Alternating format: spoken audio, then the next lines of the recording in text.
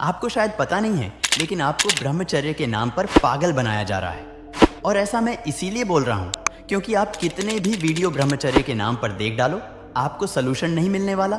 और ऐसा इसलिए है क्योंकि हर वीडियो की शुरुआत होते ही उसमें ब्रह्मचर्य का पालन कैसे करें, ये बातें होना शुरू हो जाती है। लेकिन कोई भी सबसे पहले ब्रह्मचर्य का असली मतलब क्या है, ये बताने से शुरुआत करता ही नहीं है।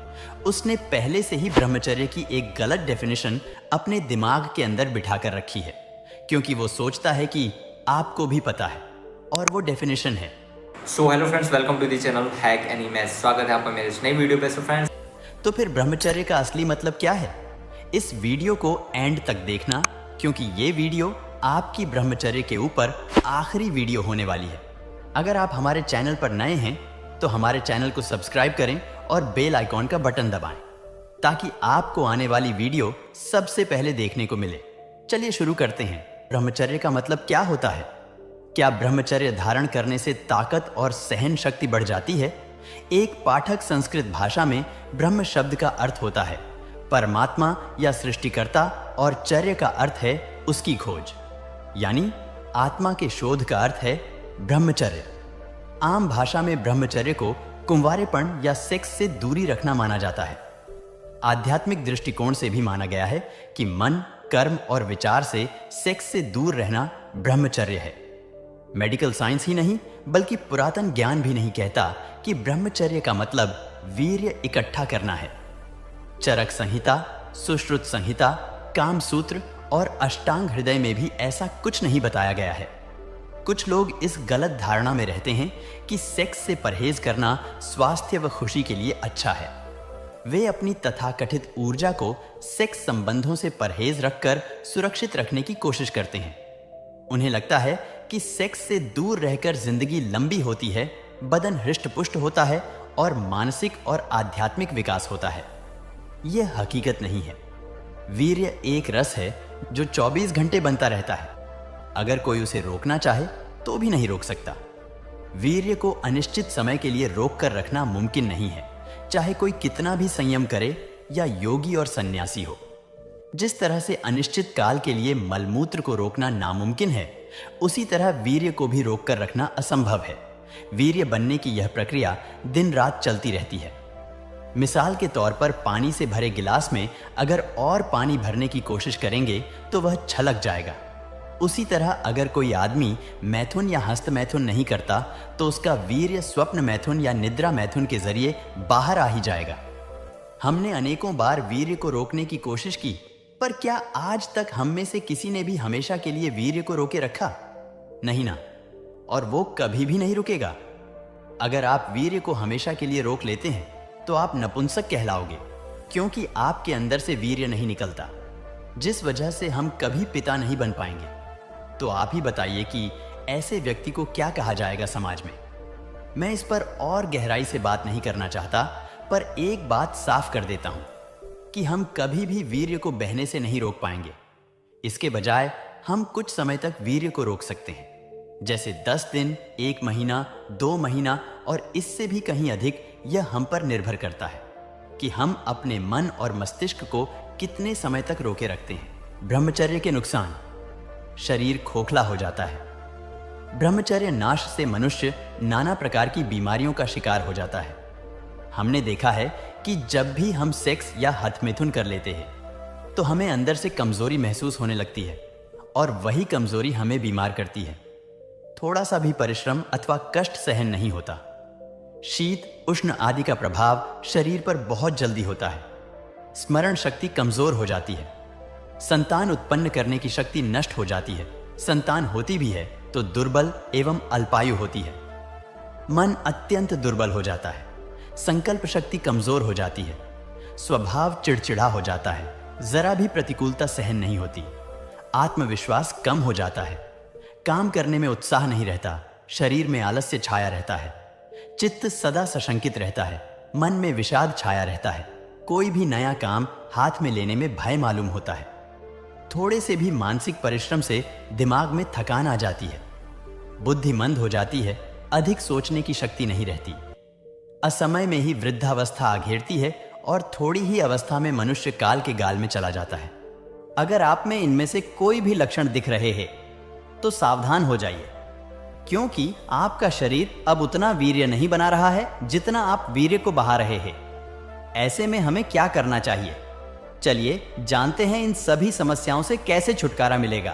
पर उससे पहले हम ब्रह्मचर्य का पालन करते हैं तो हमें क्या क्या फायदे हो सकते? मान्यता है कि ब्रह्मचर्य के पालन से स्त्री हों यो पुरुष, उनके सौंदर्य में वृद्धि होती है।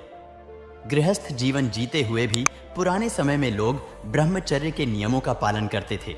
यही कारण था कि वे लंबे समय तक युवा और ऊर्जावान बने रहते थे। मिलती है लंबी उम्र। ब्रह्मचर्य के पालन से शारीरिक बल बढ़ता है, स्किन में ग्लो आता है, बीमारियों से लड़ने की शरीर की क्षमता में वृद्धि होती है, मौसमी बीमारियां जल्दी से परेशान नहीं। साथ ही ब्रह्मचर्य का पालन करने वाले लोग लंबी आयु जीते हैं, ऐसी मान्यता है। प्रोफेशन में लाभ। ब्रह्मचर्य का पालन करने वाले या उसके नियमों को मानने वाले लोग अपनी प्रोफेशनल लाइफ में भी अच्छा परफॉर्म करते हैं। उनके शरीर में हर समय एनर्जी बनी रहती है और मन प्रसन्न रहता है। अपनी बात प्रभावी तरीके से रखने की कला स्वतः विकसित होने लगती है। मेंटल हेल्थ के लिए फायदेमंद। मान्यता है कि ब्रह्मचर्य का पालन करने वाले लोग मानसिक रूप से बहुत मजबूत होते हैं। उन्हें जीवन के उतार चढ़ाव दिमागी रूप से तोड़ नहीं पाते हैं। इनका मन बलवान होता है और कायरता इनसे कोसों दूर रहती है। निराशा और अवसाद जैसे रोग इन पर जल्दी से असर नहीं डाल पाते। ब्रह्मचर्य के कुछ नियम है जो ब्रह्मचारी साधक, जिनका किसी भी कीमत पर ब्रह्मचर्य पालन का दृढ़ निश्चय है, उनके लिए कुछ उपाय। ऐसे वीडियोस, किताबें या फोटोज से दूर रहें जो विकारी इच्छाएं या आवेग उत्पन्न करते हैं। किसी भी व्यक्ति के लिए विषय विकारी कल्पना में लिप्त न हो, और अगर ऐसा हो जाए तो तुरंत प्रतिक्रमण करके उसे मिटा दें। विपरीत लिंग के लोगों की संगति टालें। दृष्टि मिलाने से बचें। किसी भी कीमत पर स्पर्श तो करना ही नहीं चाहिए। विषय विकारी बातें नहीं करनी चाहिए, और कोई करता हो तो उससे दूर रहना चाहिए। ऐसी परिस्थितियों से बचें जो विषय विकार को बढ़ावा देती हैं। मन में विषय का विचार आया कि तुरंत उसे प्रतिक्रमण करके धो देना। मन से दोष हो तो उसका उपाय है, परंतु वर्तन और वाणी में कभी नहीं आना चाहिए। प्योरिटी होनी चाहिए। जिन्हें ब्रह्मचर्य पालन करना है उन्हें यह ख्याल रखना चाहिए कि कुछ प्रकार के आहार से उत्तेजना बढ़ जाती है। वह आहार कम कर देना चाहिए। चर्बी वाले आहार जैसे कि घी, तेल वगैरह नहीं लेने चाहिए। दूध भी कुछ कम लेना चाहिए। दाल, चावल, सब्जी, रोटी वगैरह आराम से खाओ और उस आहार की मात्रा कम रखना। जबरदस्ती मत खाना। यानी आहार कितना लेना चाहिए कि नशा न चढ़े। रात को ज्यादा खाना ही नहीं चाहिए। खाना हो तो दोपहर में खाना। रात को यदि ज्यादा खा लिया तब तो वीर्य का स्खलन हुए बिना रहेगा ही नहीं। कंदमूल जैसे कि प्याज, लहसुन, आलू वगैरह नहीं खाना चाहिए। सत्संग के वातावरण में ही रहना चाहिए। बाहर का कुसंग नहीं छूना चाहिए। कुसंग वही जहर है। कुसंग से दूर रहना चाहिए। कुसंग का असर मन पर, बुद्धि पर, अहंकार पर, शरीर पर होता है। एक ही वर्ष के कुसंग का असर 25 वर्ष तक रहता है। शरीर, इंद्रियां, मन और बुद्धि के बल की। यह बल प्राप्त होता है वीर्य की रक्षा से। इसलिए सब प्रकार से वीर्य की रक्षा करना ही ब्रह्मचर्य व्रत का पालन करना कहा जाता है। अतः बालकों को चाहिए कि न तो ऐसी कोई क्रिया करें, न ऐसा संग ही करें, तथा न ऐसे पदार्थों का सेवन ही करें जिससे वीर्य की हानि हो, जैसे चाय, कॉफी, तंबाकू आदि का सेवन। सिनेमा में प्रायः कुत्सित दृश्य दिखाए जाते हैं, इसलिए बालक बालिकाओं को सिनेमा कभी नहीं देखना चाहिए, और सिनेमा थिएटर में नट नटी तो कभी बनना ही नहीं चाहिए। इस विषय के साहित्य, उपन्यास, पत्रिकाएं आदि, विज्ञापन और चित्रों को भी नहीं देखना पड़ना चाहिए। इसके प्रभाव से स्वास्थ्य और चरित्र की बड़ी भारी हानि होती है और दर्शकों पाठकों का घोर पतन है सकता है। लड़के लड़कियों का परस्पर का संसर्ग, समीपता भी ब्रह्मचर्य में बहुत घातक है। अतः इस प्रकार के संसर्ग का भी त्याग करना चाहिए, तथा लड़के भी दूसरे लड़के तथा अध्यापकों के साथ गंदी चेष्टा, संकेत, हंसी मजाक और बातचीत करके अपना पतन कर लेते हैं। इससे भी लड़कों को बहुत ही सावधान रहना चाहिए। लड़के लड़कियों को न तो परस्पर किसी को, काम दृष्टि से देखना चाहिए, न कभी अश्लील बातचीत ही करनी चाहिए और न हंसी मजाक ही करना चाहिए, क्योंकि इससे मनोविकार उत्पन्न होता है।